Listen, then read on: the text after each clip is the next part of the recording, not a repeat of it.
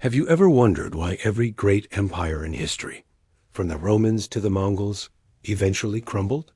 What is it about power and dominance that seems to carry the seeds of its own destruction? Today, we're diving deep into one of history's biggest questions. Why does no empire last forever? This isn't just about dusty old books and forgotten kings. It's a story about human nature, ambition, and the inevitable cycles of history that still shape our world today.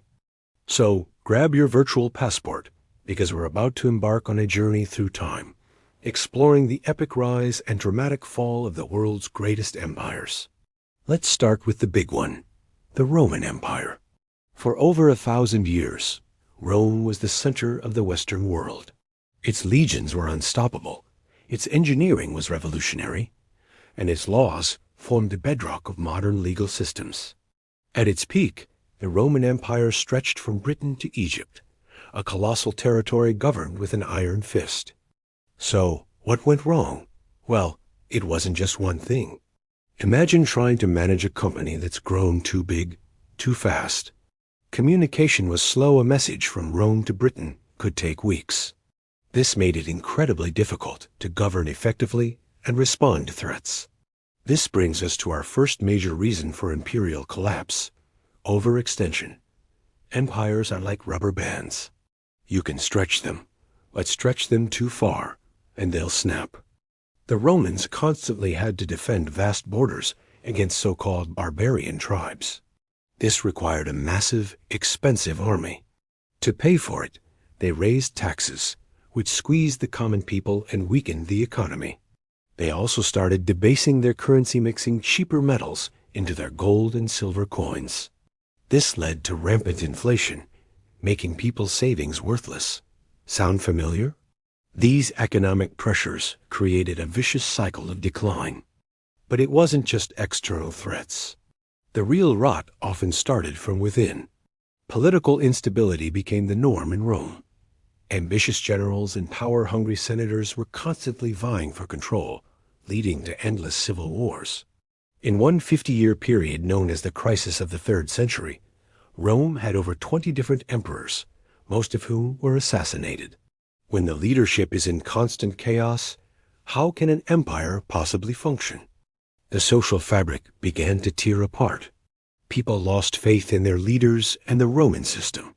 A sense of shared identity, once a source of immense strength, began to fade. Now, let's fast forward a few centuries and head east to the Mongol Empire. In the 13th century, Genghis Khan and his successors forged the largest contiguous land empire in history. On horseback, their armies swept across Asia and into Europe, creating a realm that connected the East and West like never before. They were masters of psychological warfare and military strategy. The Mongol-controlled Pax Mongolica, or Mongol Peace, revitalized the Silk Road, allowing trade, ideas, and technologies like gunpowder and the compass to flow freely. So why did this mighty empire last less than 2 centuries?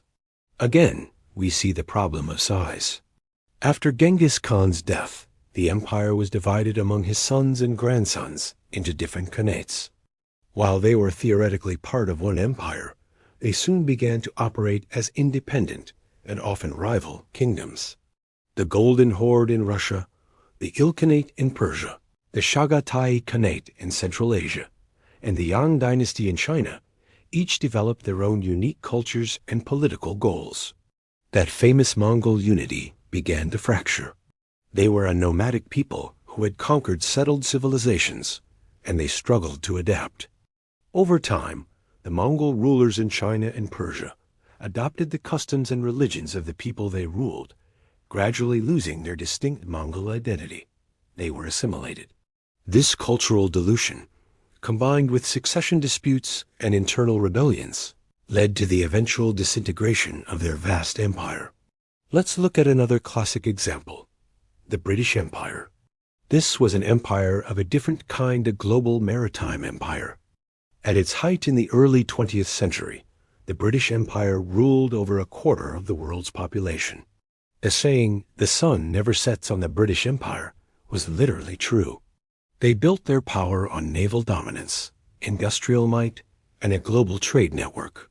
They exported their language, their legal system, and even their sports across the globe.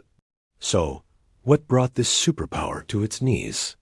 Two devastating world wars were a major factor. Britain emerged victorious from both, but at a catastrophic cost. The country was financially drained and militarily exhausted. The wars shattered the myth of European invincibility. At the same time, a powerful new force was sweeping the globe: nationalism. People in colonies from India to Africa were demanding the right to rule themselves. Leaders like Mahatma Gandhi in India championed non-violent resistance, making it politically and morally impossible for Britain to maintain its hold. The economic cost of maintaining the empire simply became too high, and the political will to do so evaporated. The age of decolonization had begun, and the British Empire, piece by piece, was dismantled. So, what are the common threads here? We see a clear pattern. First, overextension and logistical nightmares. Governing vast, diverse territories is incredibly complex and expensive. Second, economic strain. Constant warfare and the costs of administration drain the treasury, leading to high taxes, inflation, and public discontent. Third, internal decay. Political corruption, civil wars, and social division rot an empire from the inside out. When people lose faith in the system, it's only a matter of time before it collapses. Fourth, the rise of new rivals and external pressures. No empire exists in a vacuum. Sooner or later, a new power will rise to challenge the old one. And finally, there's the simple, powerful idea of change. Technology evolves. New ideas like nationalism and self-determination spread. Climate can shift, disrupting agriculture and causing famine. The world is in a constant state of flux, and empires, which are rigid structures by nature, often struggle to adapt. They become victims of their own success, too big and too set in their ways to change course when the world around them does. It's like a giant tree with deep roots. It looks strong, but it can't move when the landscape changes, and eventually it falls. This historical cycle isn't just an academic curiosity. It offers profound lessons for us today. It teaches us about the dangers of unchecked ambition, the importance of sustainable governance, and the fragility of power.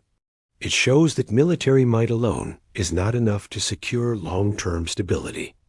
A strong economy, social cohesion, and the ability to adapt are just as crucial, if not more so. Looking at the rise and fall of empires reminds us that no single nation as dominance is guaranteed to last forever. History is a story of continuous change, of cycles of growth and decay. Understanding this helps us better navigate the complexities of our own modern world and the shifting global landscape we live in. So the next time you hear about a superpower, remember the Romans, the Mongols, and the British. History's lesson is clear. Empires rise on ambition and strength, but they often fall under their own weight, unable to escape the powerful, relentless currents of change. Thanks for joining me on this journey through history. What do you think is the main reason empires fail? Let me know in the comments below. And if you enjoyed this video, don't forget to like, subscribe, and hit that notification bell for more deep dives into the stories that shaped our world. See you next time.